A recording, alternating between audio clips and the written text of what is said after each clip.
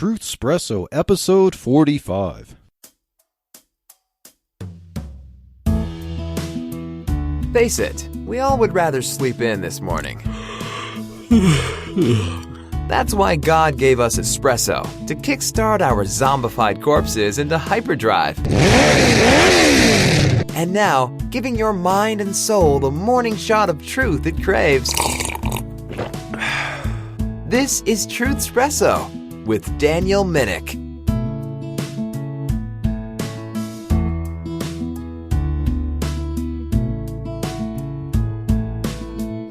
Well, hello, this is Daniel Minnick, and welcome to Truthspresso.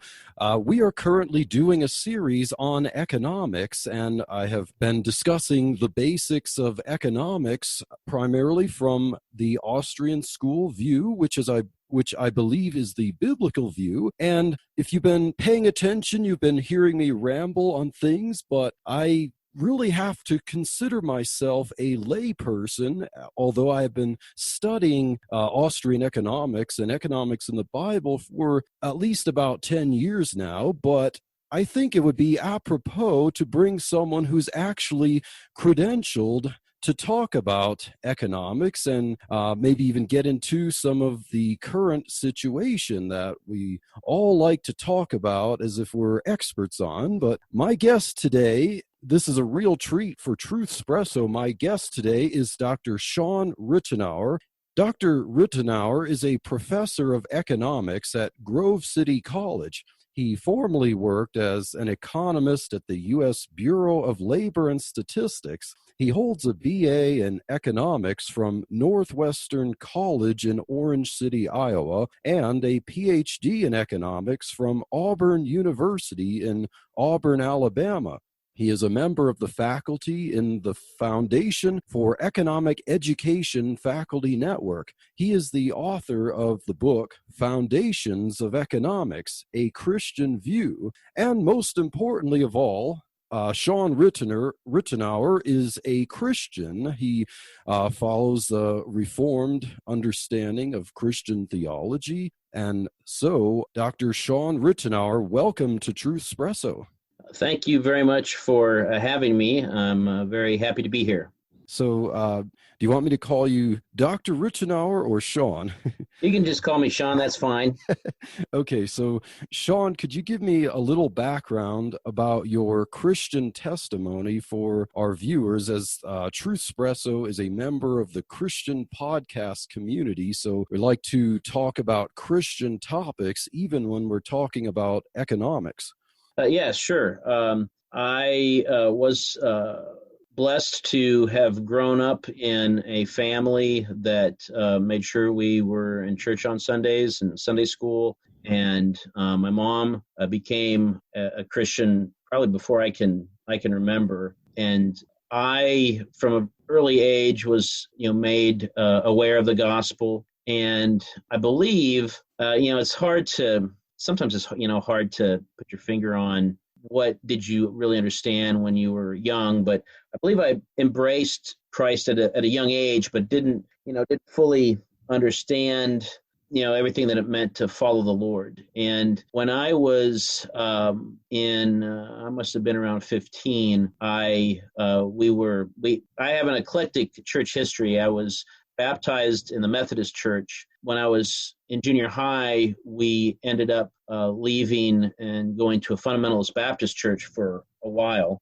for a couple of years. And the Lord used that in a very good way for me. Really impressed upon me that the Bible is God's word, and that I need to take it seriously. And that if one is going to follow the Lord, you have to follow with all your heart, with your whole heart. You can't just be a professor of the faith in Christ and then sort of think that, well, I've got my fire insurance, so I can do whatever I want. And the Lord really convicted me that I need to be faithful in following Christ. Soon after that, I was my family went to an evangelical free church for a while. I got married in the evangelical free church, and then when I went to graduate school, became a Southern Baptist for a while. The whole time, I became more, I went to college at Northwestern. Northwestern College was probably the most conservative of the three Reformed Church of America colleges that they have. And so I felt I got really good biblical instruction there. And really at that point was acquainted with the idea of developing a Christian worldview and applying Christian doctrine and integrating it with all other areas of life and all other intellectual disciplines. And so I began to think about, and I discovered economics at that time too. And so I began to think about where does economics fit in to reality as it's described by the scriptures. But anyway, once I got out of, really from the time I was in college, I became more and more, convinced of Reformed thinking, Reformed theology. And when I was in graduate school, discovered some writings of J. Gresham Machen and became acquainted with the Orthodox Presbyterian Church. And when I got the job here at Grove City, I was delighted to find out that they had an OPC church here in town, and it was the first church we visited, and we really never left. We visited a number of other churches in the area in the mornings, but always came back to the OPC church in the evening service. And after about a month or so, we decided that this is the place we want to be. And then the Lord continued to bless us here, and subsequently became a ruling elder. So I'm actually now a ruling elder in the OPC. And as it's not a surprise, but the Lord has been faithful, every step of the way. Even when I was less than faithful, He always is faithful. Well, amen. I can definitely relate to that. I have a background in independent fundamental Baptists, and I currently serve in an independent fundamental Baptist church. I do have a lot of affinity for the historical Reformed faith, and even though I've gotten into studying economics a lot, I've also taught adult Sunday school in several churches I've served in, been a member in over the years, and I've even taught a lot of deep theology about identifying Christ versus a lot of the Christological controversies of history, taught about Jehovah's Witnesses and things like that. And I, as an independent Baptist, I did have a lot of pressure as I was graduating high school to basically go into the ministry, like attend a Bible college and get a ministerial degree and become a pastor. But as I was graduating high school, I just figured that's not the route I wanted to take. And some people thought that I would make a good pastor. And, I have given a few sermons in my youth, and as I said, I taught adult Sunday school, but I just never thought that was what God wanted me to do. And I realized that God wanted me to be a computer programmer. And so I went to a Christian college to learn computer programming, and so that's what I do for my job. And I work in the mortgage industry, but I think that being a software developer in the mortgage industry has given me avenues really to talk about economics and what the Bible says about economics, even though that's not my profession. But so, Shawn, how exactly did you get into the field of economics? Like, why would that interest you, and what really got you to think that, yes, this is what I want to do with my life? I want to pursue a degree and a career in economics. That's a really good question. Yeah, it's interesting too, because a lot of times when people ask me, they don't know me, what do you do? And I tell them I'm an economist, or I teach economics. More often than you'd like to think, you get this kind of scrunched up face, and sometimes they even say, ooh.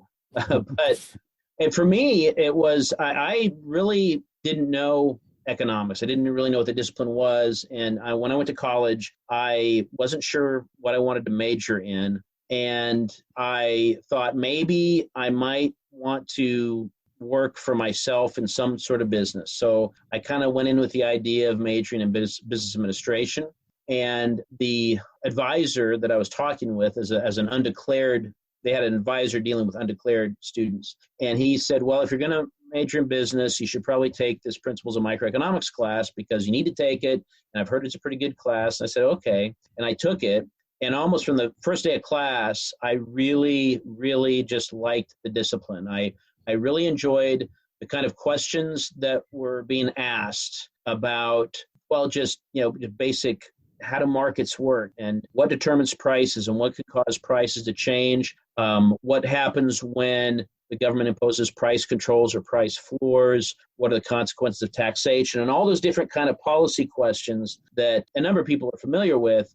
I really liked the kind of questions that were asked. And I also really enjoyed the type of the economic analytics that we use to answer these kind of questions. And so I was very interested in economics, and from my first exposure. I'm somewhat thankful I didn't take it in high school. We did have an economics class in high school, it turns out, but I didn't take it, and I'm pretty glad that I didn't, because it turns out that the guy who taught it was, I think, an actual ideological communist. And so I'm not sure, I'm afraid it could have gotten turned off completely. So the Lord spared me from that. But in any event, I took my first class and really liked it. And the more I took economics, the more I liked it. The more business classes I took, the less I enjoyed them. It wasn't that I hated them, they just didn't grab me the way the economics classes did. And so I decided probably around my junior year that, I think by the end of my sophomore year, I decided I'm going to major and I was going to double major. Into my junior year, I said, I'm just going to drop the business administration major. I'm just going to focus on economics. And one of the hurdles I had to get over, and I was really interested in this question, how is economics worth being, pursuing as a career? Is economics worth a life study? Or is it just something that is sort of fun puzzle solving, but it's more of an intellectual academic enterprise? It's not that relevant, and it's not something really worth committing your life to as a vocation. And it was during my senior year, I purchased a copy of Ludwig von Mises's book, Human Action. And it was beginning to read that book where sort of, in some sense, the foundation all fell in place. And the way Mises builds up economics from the ground up, it became very clear to me that, yes, this is something real. This is not, intellectual game playing that we start with a bunch of arbitrary assumptions. And then given the assumptions, we have this model. And then we work through the model and that comes out with these neat conclusions that may or may not be true depending on our assumptions. Mises doesn't start like that. He starts from a very basic fact of that humans engage in purposeful behavior, and he goes up from there. And that, to me, was really very profound, because that is what I thought really was the same picture of man that we find in the scriptures, with recognizing the limitations that man has in terms of knowledge and in terms of moral nature. And from that point on, I became convinced, yes, economics is an area where we actually do pursue truth if we do it the right way. And so from that point on, that's what I wanted to do. I wanted to be an economist. I wanted to teach economics at the college level. And so by the time I graduated college, I knew I wanted to ultimately get a PhD in economics. I was sort of tired of school when I graduated a little bit, so I took. I didn't go right into graduate school. I spent 2 years working at the Bureau of Labor Statistics in Washington, D.C., and then I spent a little bit of time telemarketing and a little bit of time working at a large commercial bank in Omaha, Nebraska, in their credit card division. But then after I got married, I decided it's time to get back on the vocation path. So I went to graduate school at Auburn and got my PhD. And then it's been teaching economics ever since. So you mentioned that you worked at the U.S. Bureau of Labor and Statistics. Now, that sounds like something really impressive to have on someone's resume. So did you enjoy your work there, or did you have any issues with working there at a government agency? Can you give us a little bit about your experience there and maybe some of the issues you encountered? Yeah, I went into the Bureau of Labor Statistics primarily because it was one of the few entities that were looking to hire someone for an economist position, with a bachelor's of economics. The vast majority of professional economics positions, they want at least a master's degree, but most of them want a PhD.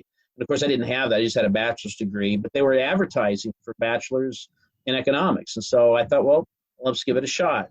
And I didn't necessarily plan on going there. I thought, well, maybe there'll be other opportunities that present itself, but I'll go if perhaps. And so they put me through. And so I should have got a clue. I called them and asked for the application form. And I don't know, about a month or two went by and I didn't get anything. So I called again and they said, oh, I'm sorry, we don't have a record of you calling. We'll send you one out right away.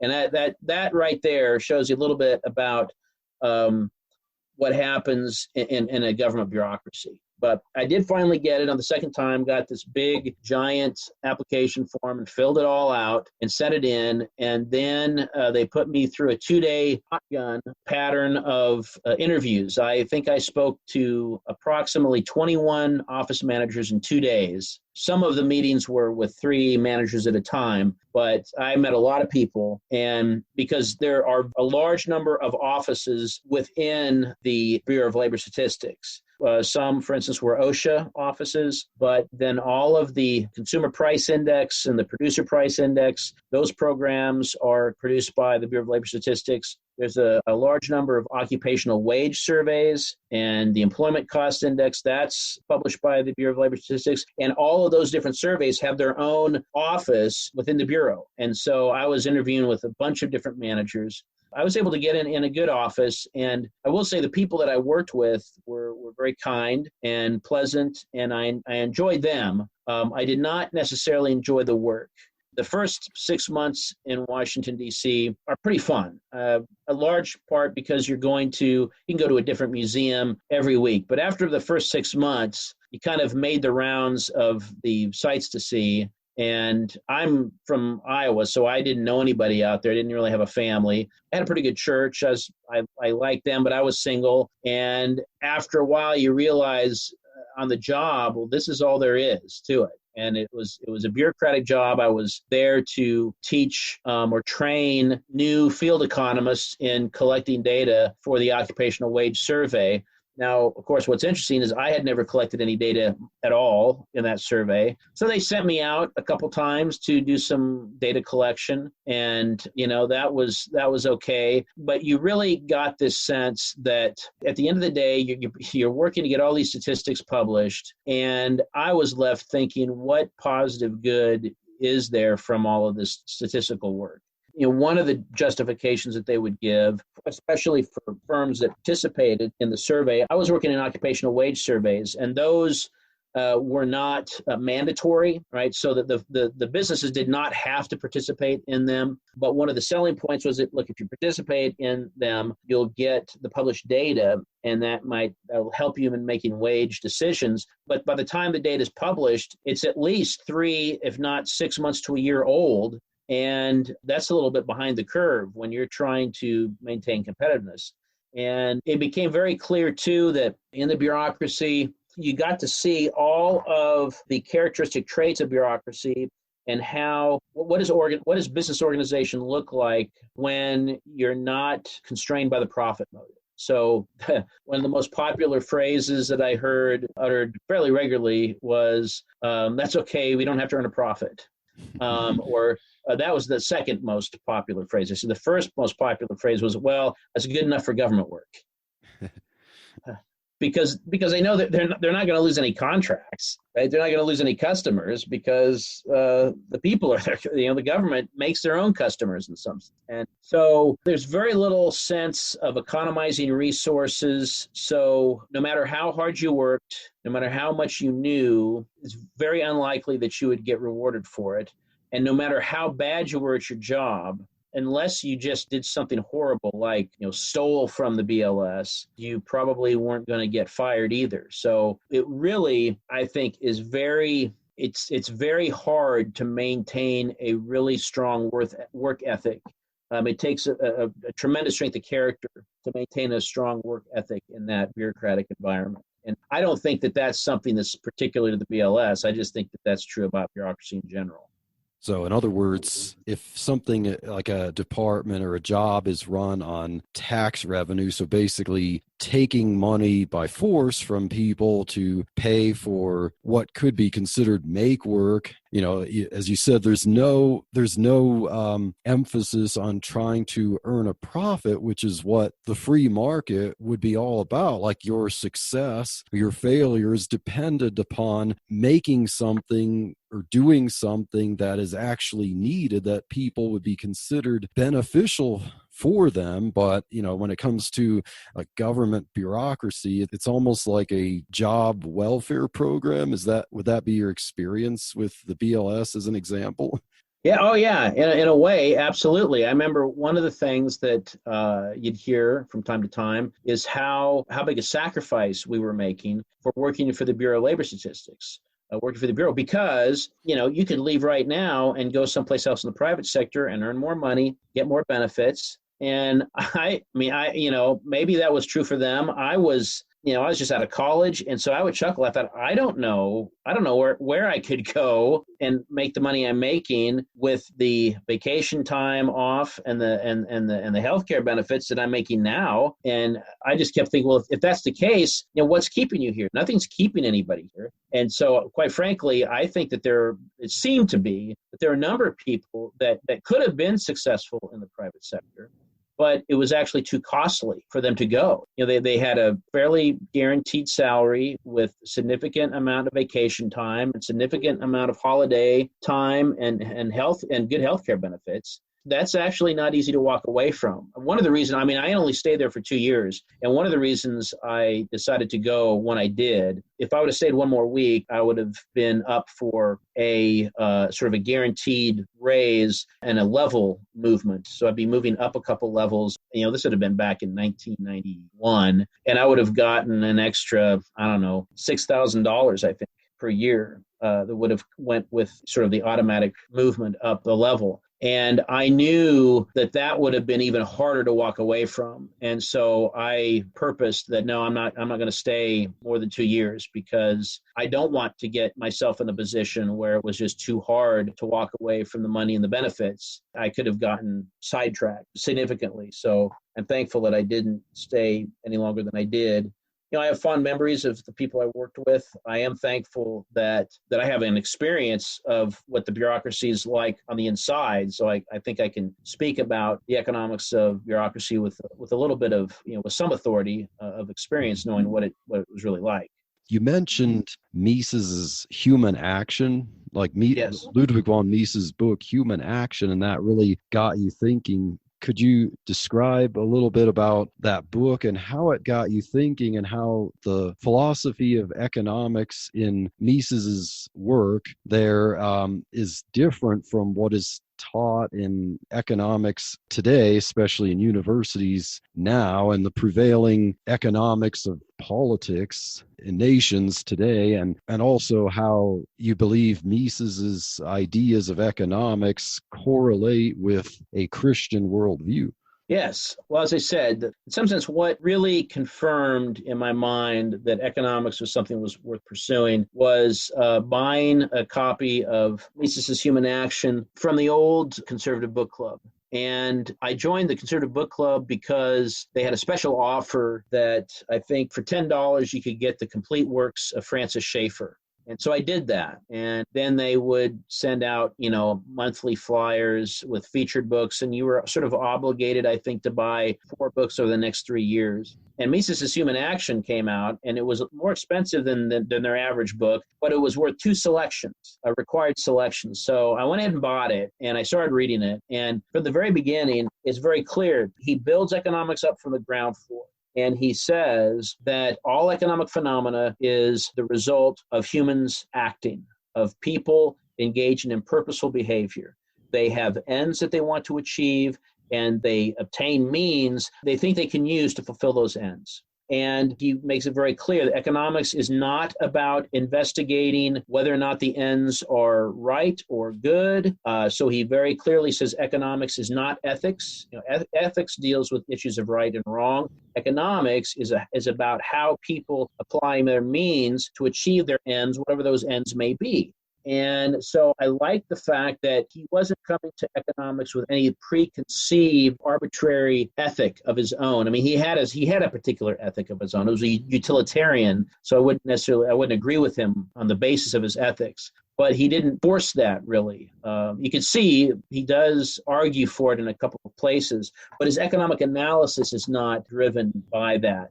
And he also recognized that all economic phenomena, all of the prices that we see, all of the economic activity that goes on, all of the employment that takes place, it's the result of the actions of real human people. And so he emphasizes realism. In other words, he doesn't assume that anybody has perfect information. He doesn't assume that, that there's always a large number of competitors. He doesn't assume any artificial constructs. He doesn't assume that people pursue selfish ends. He doesn't presume that they pursue noble charitable ends. He recognizes and takes people for what they are, a sort of a mix. And I like that too. And so as I looked at it, it seemed very clear to me that the starting point of Mises's economics was very compatible with the Christian view of man as a purposeful actor made in God's image. Now, Mises didn't, he was not a Christian, so the idea of humans being made in God's image was foreign to him. But I could see in the way he described and characterized human action that it was a view of action that was quite compatible with the scriptures. And so I said, well, if we take the scriptures seriously and we see what God tells us in his word about what we are like as human beings, and we can see that what we're like as human beings from our own experience and as described in the scriptures is basically what Mises says about us in terms of being a purposeful actor. Well, then there's this link then between what Scripture says about us and a particular economic framework that can be derived from human action. And that framework is Mises's framework, which is known most predominantly as Austrian economics. Known as Austrian economics because the first three generations of that tradition come out of the University of Vienna in Austria. And that term Austrian economics was sort of used as a pejorative, I think, from some German historicists that did not like the economic theory of the founders of Austrian economics. So they referred to them as, oh, that's Austrian economics. It's not real, it's Austrian economics. Well, then, of course, the Austrians just embraced it. And so that's what this tradition is known for. But the important point is that there's this affinity between the beginning point of Mises's economics, which is human action, and the Christian view of man. And because of that affinity, that's when I decided, if we can build economics from this foundation, then whatever comes after that in terms of the economics, as long as we're careful and we don't make any logical errors, the economics that come after that is also going to be compatible with the Christian view of man. And that's what I've found to be the case. And I've been sort of pursuing economics with that in mind all these many years and now decades as I get a little older. So you'd say that economics, especially as proposed by Mises and the Austrian school tradition, is kind of an extension of or at least a subset of anthropology in a way. So if we compare the way the Austrian school think of economics as anthropology, and isn't that kind of different from what we hear today taught in universities from other schools of thought, where economics is almost thought of like this hard math, and it's almost like it's some mechanical thing. But if economics is an extension or a part of anthropology, then, as you said, you'd see that economics is human action, that it lines up with the Bible, that we're really studying the actions of people here, and different people. As I think the Apostle Paul said that God is the one, he asked, who makes you to differ from one another? And we understand those differences that make us act. There's equality among humans as human beings, equal in the sight of God, but we all have our differences, and our differences are what make us interact and exchange and benefit each other. And so how does economics as anthropology, in your understanding, differ from what is taught in the universities today? Yeah, that's an excellent question. Of course, there is a spectrum within the modern university setting, but I would say primarily the Austrian approach of Mises that is, in some sense, whether he knew it or not, is it just an application of the Christian view of man in economics. And developing economics along those lines, you begin with not just an assumption. You begin with the fact that humans act, that humans engage in purposeful behavior. And since you're beginning with a known fact, that with that premise, then you can actually apply deduction, the laws of deduction, in deducing true principles. What are the implications of the fact that humans act? And again, we're not talking about economic man, this artificial construct, but real human beings. When a real human person acts, what are some principles that we can glean from that? And so we glean the fact that people have to choose between means because means are scarce. And so in choosing, they have to do one thing, but then they also have to choose not to do something else. And so that means that they have to evaluate and rank their ends. And so value is an implication of action. Benefit and cost, right? The benefit of whatever you receive from doing your action versus the cost. What do you give up by not doing something else, right? All those concepts are implied by human action. Because they're implications of real human action, those principles are really true as well. And so you get a much more, shall we say, robust body of knowledge that we are happy to embrace. The other sort of mainstream, general, conventional wisdom view of things is that we may have an idea that humans act purposefully or that humans choose between alternatives, but in the way that the analysis is developed, it begins with models. It's modeling. So you begin with certain assumptions, maybe the assumption that people have perfect information, or the assumption that people receive utility or satisfaction from certain goods, and more is preferred to less. And there's an assumption that we can rank our ends. We don't appeal to these as true facts. We appeal to them as assumptions that we think are sort of like human behavior. And so you start with these assumptions, and then you represent economic relationships between variables in mathematical functions. That's typically, the profession has become heavily mathematized now. And so these economic relationships are represented as mathematical functions, and then you can engage in also making some further assumptions about the mathematical characteristics of these functions. You can do mathematical operations involving calculus and then, maximize utility or minimize cost or maximize profit. And as a result of going through these calculus operations, we can find equilibrium conditions that will show us, for instance, what is the equilibrium combination of two goods a consumer can purchase to maximize his utility given his budget. And so it will, you go through these mathematical operations and you come up with these equilibrium conditions. And then you say, well, okay, what happens if we relax or change one of the parameters in our model or one of the assumptions in our model, and then we get more results. And in some ways, if you start with assumptions that are close enough to reality, you get an analysis that looks sort of similar to a human action perspective. And for instance, you can say, prices are driven by supply and demand, the buyers and sellers, and there's an equilibrium price of so-and-so, and that looks similar to what you arrive at in the Austrian analysis of prices as well, that it's the actions of the buyers and sellers that as they negotiate, they hammer out a market clearing price where everybody who wants to buy at that price can, everybody who wants to sell at that price can, and superficially they look very similar, but how they get there and the foundations they're built upon is noticeably different. The typical models are not meant necessarily to represent reality or to look like the real world in which we live. They are meant to demonstrate, does this model have equilibrium characteristics that are stable and that then we can, quote unquote, test with data? Wherein, because the Austrian economic analysis is built on reality of human action, we don't have to test our conclusions. As long as we don't make any logical errors, the conclusions necessarily will be true as well. And so I was always one in school when someone came to a conclusion, I was going to say, why?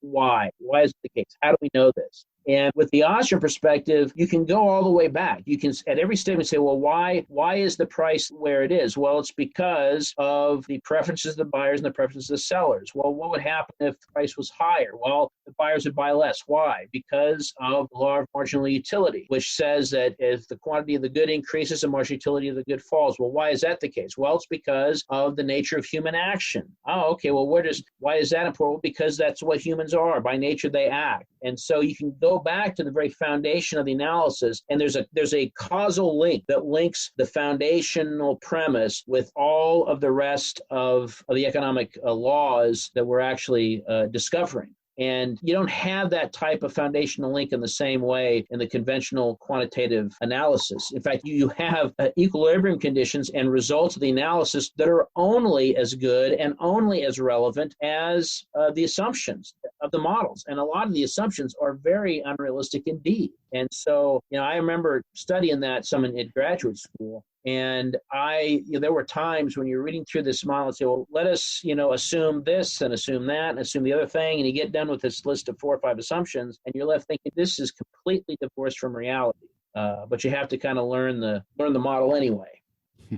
Yeah, so some of these models where it's like they use big aggregates. I know, was it John Maynard Keynes who proposed the C plus I plus G equals Y, or you have Yes. like a formula where it's like you have a variable for capital, but it's not like all capital is good capital, or a variable for investment, but it's like not all investment is good investment. And, when you have like spending, it's like, well, obviously not all spending is created equal. And so it's kind of hard with these formulas like that to say that the output, even if you have a larger number, like when you have what's reported as GDP for a nation, like we think about back in World War II, as I think as economist Robert Higgs pointed out, that the wartime prosperity, is not an accurate representation, or wartime spending was not an accurate representation of prosperity. And because these formulas show a big number at the end, well, look at all that prosperity because we have a lot of spending. But were people really prosperous during World War II when we had a lot of the, healthy young men shipped off overseas to fight and possibly die? We had a lot of people working at home to produce weapons and tanks to be shipped overseas. You had a lot of women who would normally be able to watch their children at home having to enter the workforce. You have the pride of Rosie the Riveter, but still, like, is that all prosperity just because you have a formula that shows that you have a larger number at the end? And really, as Christians and as economists, should we actually think that way? Like, human action, according to Mises, would show that there's more actual productivity and usefulness for capital formation in society, is a better indicator of prosperity than simply an aggregate of spending, whether by citizens for whatever reason or by the government. Am I understanding things correctly? Yeah, I would say basically you're right on. All GDP is a number that essentially tracks spending. Now, the idea is that it tracks spending in the economy, and to the extent that it is, it's measuring things in market prices, well, then it is connected to the actual purchases that people actually make to better the lives of themselves and their families. But on the other hand, a good portion of that two questions. A good portion of that spending is government spending, which essentially is government consumption. And that spending is not spending that it is, that obviously improves welfare of people in society. It improves the welfare of the bureaucrat, but it doesn't necessarily mean that it's spending that's wise or it's spending on productive activity. In fact, you could almost bet the opposite, because if people wanted that activity, they wouldn't have to have the government do it. They would voluntarily do it. And so you've got that issue. And then additionally, you're quite right that the GDP figures are very much an aggregative statistic. So it's a sum of consumption spending and investment spending and government spending minus exports. And it doesn't matter what the consumer dollar is spent on. It doesn't matter how the investment dollar is spent. It just needs to be spent, and it's going to contribute to GDP in a given period. And that is, I think, a big weakness in pointing to GDP as a measure of economy, or even a measure, some people, as a measure of welfare, because it doesn't measure that. It just measures how much spending occurred. But there could be a lot of spending any given year. It could be quite a bit of spending by the government and quite a bit of spending by investors on capital that turns out to be wasteful spending. Turns out to be spending on things that we're going to earn a loss. And so even when it shows up as a positive boost to GDP, that investment spending could be actually destructive. Could actually be spent on wasteful activity, and that doesn't actually help economic prosperity at all. So yeah, I think that we have to be very leery. We don't want to ever sort of equate GDP with the economy. So basically, like paying someone to dig a ditch and then paying someone else to fill it back in, both that the spending on both of those would be counted toward gross domestic product, which would, like say, if you were to spend a lot more on that, you could actually end up with a larger number and say, wow, look at how successful, look at how our economy grew this year. So as you said, spending in these aggregates can represent a destruction of wealth in some of the accounting rather than actual useful, productive wealth. So absolutely.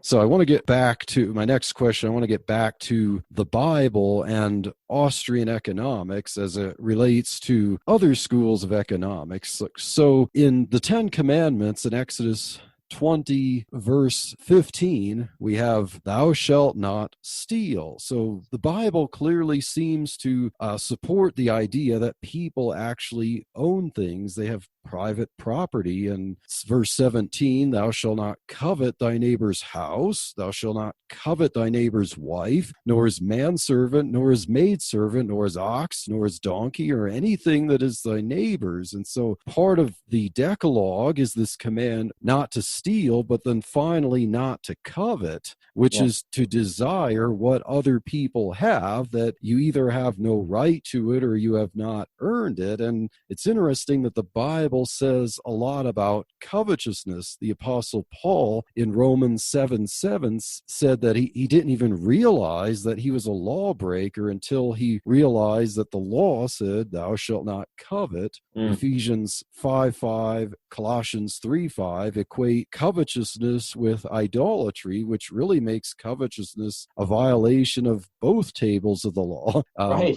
Yeah. So, and Romans 1 verses 28 through 32 mentions covetousness in a list of sins that describe a reprobate mind. And Paul says that these are worthy of death. 1 Corinthians 5:11, we are to separate from covetous people and to avoid fellowshipping with them. Ephesians 5:3, let covetousness not once be named among the saints. And 1 Corinthians 6:10 and Ephesians 5:5 both mention covetousness in a list of descriptions of people who will not inherit the kingdom of God. And so it seems that Austrian economics is close enough to the Bible in that really there's this idea that people own things and that we shouldn't support policies that enable or contribute to covetousness or stealing from people. Is this your understanding that Austrian economics is more biblical compared to other schools of economics that seem to kind of provide a backdoor toward stealing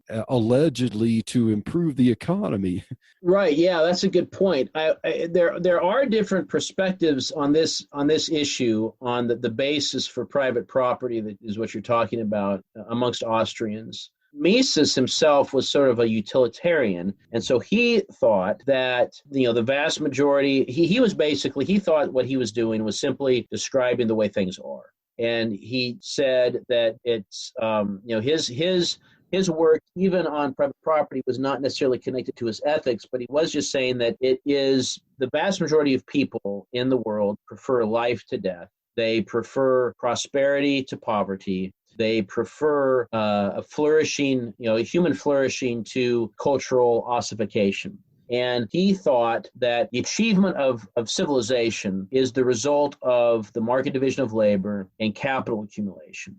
And those two pillars, if you will, division of labor and capital accumulation, work together to allow us to build a civilization and for people to live in society with one another and to participate in what we would call human flourishing.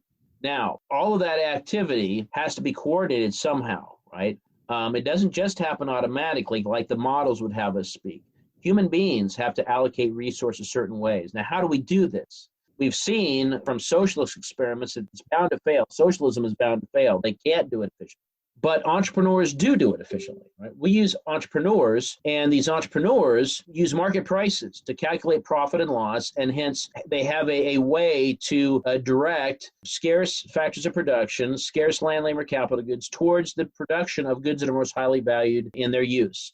And that they can produce then and sell for a profit. And so it's the market price system that allows for all of this type of activity to take place. Now, every one of those things that we talked about, the market division of labor, capital accumulation, entrepreneurship and market prices, requires private property to exist and to be defended so that people can participate in voluntary exchange and hence have an incentive to participate in the division of labor. They need private property for investors to have the incentive to invest in long-term capital projects with the expectations that they won't get their property taken from them. Entrepreneurs need market prices that are arrived at voluntarily through free trade, voluntary exchange made possible by private property. All of these sources of prosperity and hence civilization require private property to exist. And that was, in some sense, Mises's great argument for private property, that if we don't have it, if we don't have private property, we don't have voluntary exchange, we don't have voluntary exchange, we don't get the market division of labor, we don't get capital accumulation, and we don't have real functional entrepreneurship. And so we, as a society, we would be doomed. Now, interestingly enough, Francis Wayland, a Baptist minister and college president from the mid-1800s, he wrote an interesting book called The Elements of Moral Science. It's basically a book on ethics, and he taught this subject as the capstone course at all the students that went through what is now Brown University when he was president. And he taught the capstone course. And in that, he has a very interesting chapter on the ethics of property. And he declares property to be a divine right. Private property is ethical because it's part of God's moral law. And Wayland says God makes it known to us in three ways.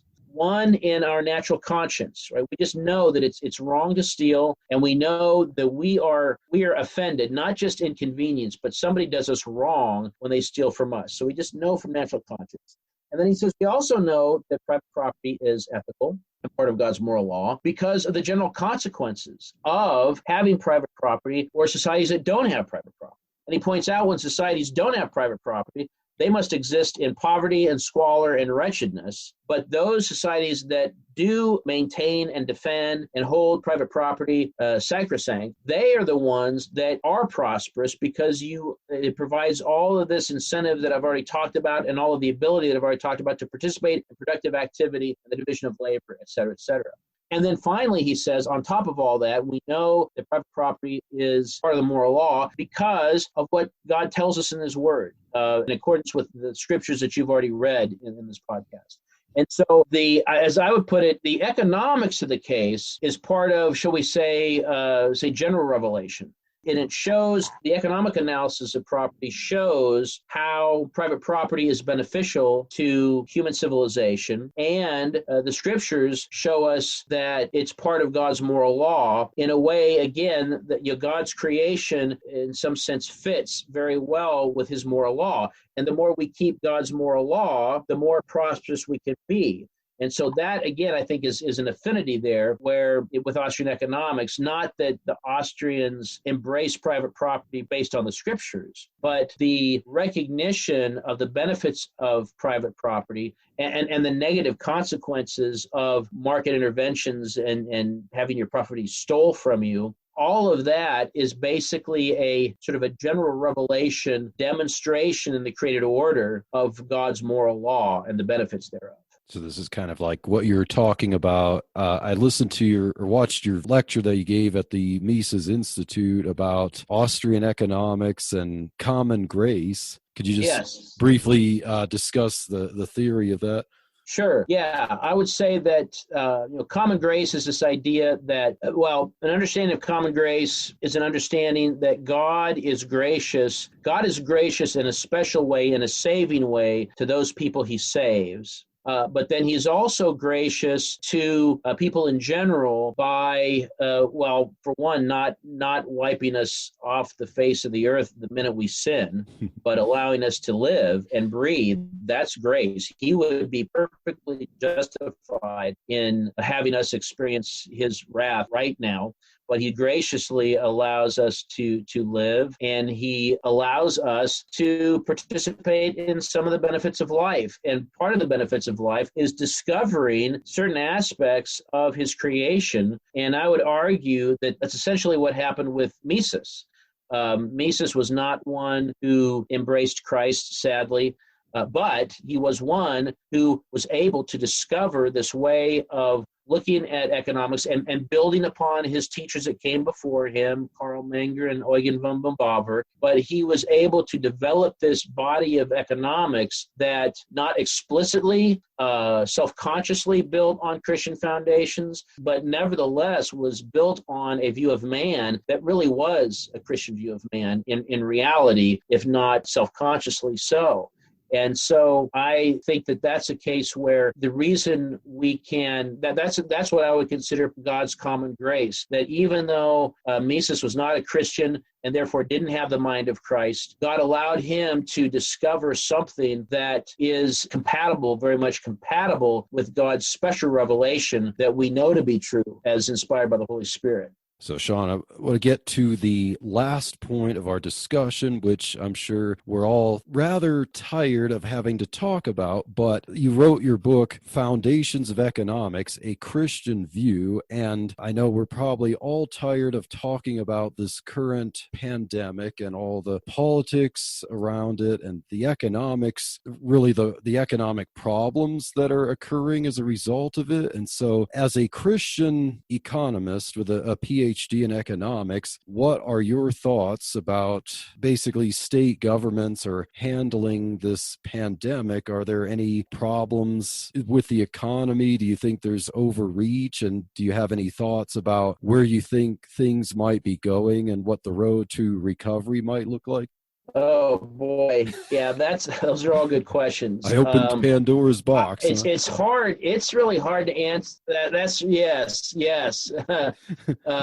It's really difficult to give a definitive answer because in many ways this is really unprecedented. I mean, this almost full, I'm not complete, but a significant lockdown of the economy has never really been tried before, at least in a market society. But in essence, I mean, it's as if the government has just decided that it's worth it to just restrict the production of all sorts of economic goods. And I think that, I mean, it's very strange because on the one hand, okay, obviously right now you have loads of people thrown out of work, unemployment applications zoomed into the stratosphere, highest level perhaps ever. And so that can't be good. The government just passed a $2 trillion stimulus package. And so $2 trillion is going, with a T, is going to be injected into the economy.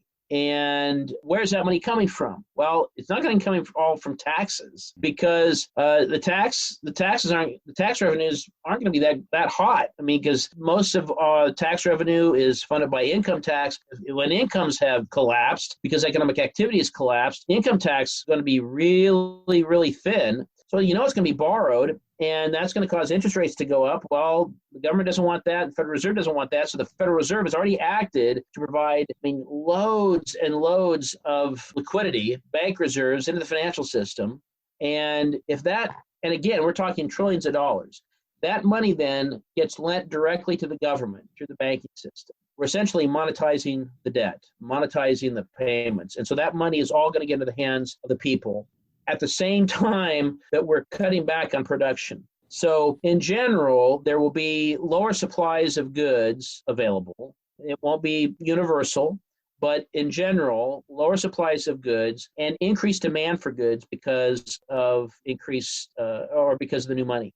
And that's a recipe for significant price inflation. But we don't know how, we don't know where all that new money is going to go. If commercial banks just sop up the new money and just hold it in their reserves because of their uncertainty, well, then the price pressure won't be as bad. But no one knows exactly what it's going to look like coming out of this thing. The bottom line for recovery purposes, the bottom line is we need to respect private property, which means we need to allow at some point, and I don't know, I'm not an epidemiologist. I don't know all that there is to know about the disease and the virus and everything else. I don't know to what extent the entire lockdown was necessary or not necessary. Was it helpful or not helpful? But I do know this, what governments tend to do is they tend to look at what is seen and not at what is unseen. That goes way back to Frederick Bastiat and then Henry Hazlitt's Economics in One Lesson. And what they see is this fear of the specter of the pandemic. So we got to shut everything down.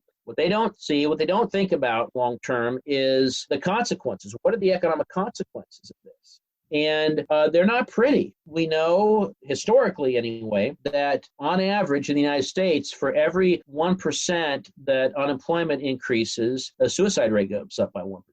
And if you got a bunch of people who are out of work, they don't know when this is going to end, they're in isolation, and they don't have a very good support network, they can become depressed, they can do very destructive things.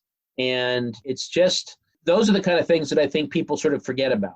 They see, we want to prevent the pandemic, but there's a significant amount of cost, economic cost, and then just cost in human life and human flourishing that tends to be discounted. And I don't really think there's not a good scientific way of making these comparisons. Nobody should be under the impression that it's painless. And nobody should just assume that, let's suppose that in a month this all goes away. No one should assume that, okay, when we start up again, everything's going to go back to normal. Everything's going to go back to the same way it was, because some people may be able to get their debt restructured, but other people aren't going to be able to get their debt restructured. And those people are going to be bankrupt and insolvent. They're not going to get their capital back. And so they're just going to be out of work forever. They're going to have to participate again in the resaving and the rebuilding up of capital. But it becomes harder because the government has already given significant purchasing power to other people who are out there directing resources towards themselves. So I think the technical term for it is a mess. That's an economic term. Yeah. That's right. And it's hard to say we don't know exactly what's going to happen because there's a whole host of variables. Like I said, the key variable is what are banks going to do with the new reserves? But even if we had some inkling about that, some of these actions are so broad and so, frankly, totalitarian that we haven't had experience with that in the past. So we know that restricting economic activity and constraining the division of labor is destructive. It's destructive of wealth. It's destructive of society and civilization. We know that significant monetary inflation is destructive, and we got both of those. So I would say if people are getting those stimulus checks, I would say don't blow them all in one spot. I would say hang on to them, try to build up some savings, try to get out of debt, because we don't know how bad this thing is going to be coming out the other end. But that's all speculation. Yeah, for sure. But it's interesting how with the stimulus checks, some of the politicians, what you suggested, saving them and trying to pay down your debts. It seems like most of the politicians expect that you need to basically blow it on consumer goods. Like I remember, was it Nancy Pelosi wanted to propose this digital wallet system and try to ram that through in an effort for the government to be able to give people stimulus money, but somehow digitally control how people use it, so to make sure that you can't spend it on paying off credit card debt or student loans or put it towards your mortgage or whatever, and you can't put it in a bank and save it. You've got to blow it on something, because somehow just blowing it on consumer goods is supposed to be what would stimulate the economy. So it's kind of interesting with the minds of some of these politicians when they don't think like an Austrian economist, or really like the way the Bible would propose things to work. Absolutely, they get it completely backwards. It goes right back to what you were talking about earlier. This mindset that what matters is spending, and especially consumption spending. Well, because consumption spending makes up roughly 69 to 70% of GDP, people think if we stimulate consumption, we're stimulating the big part of GDP. And they completely miss the point that what drives the economy is actual production. It's valuable production, and that requires saving and wise investment in the production of goods that people actually want. And so this idea that we're just going to keep the economy going by spending is also a recipe for relative impoverishment and economic destruction. Well, Shawn, I'd like to wrap up our discussion for this episode. Is there any thing that you would like to leave us with, or anything that you'd like to plug before we end our discussion? Oh, well, you had mentioned, I don't know, you mentioned my book very kindly. It's still for sale. You can get it in Amazon. I tried to write it in a way that the principles are not dependent upon any sort of time-sensitive example. The truth is truth for all time. So if you're interested in economics from a Christian perspective, I would humbly submit that my book, Foundations of Economics, is a good place to start. You also mentioned that I've written a lot. I'm a senior fellow with the Mises Institute. I've written a lot with them, so you could look at some of my writings there. I also have written for the Institute for Faith and Freedom here at Grove City College, and so that's a place you could maybe check out as well. Well, thank you, Shawn Ritenour, Dr. Shawn Ritenour, for being with us. And so I would like to encourage our listeners to check out Shawn Ritenour's book, Foundations of Economics. And I will provide links in the show notes for several of Dr. Ritenour's videos and lectures and your book. And, well, Dr. Ritenour, thank you for being with us, and God bless. Thank you very much. It was my pleasure.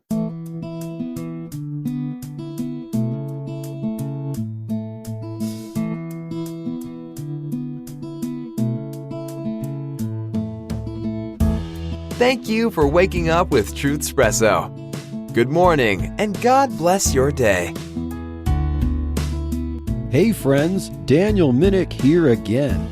If you liked waking up to this episode of Truth Espresso, I would really appreciate it if you would rate it on Apple Podcasts, Stitcher, or whatever application you use to listen to Truth Espresso.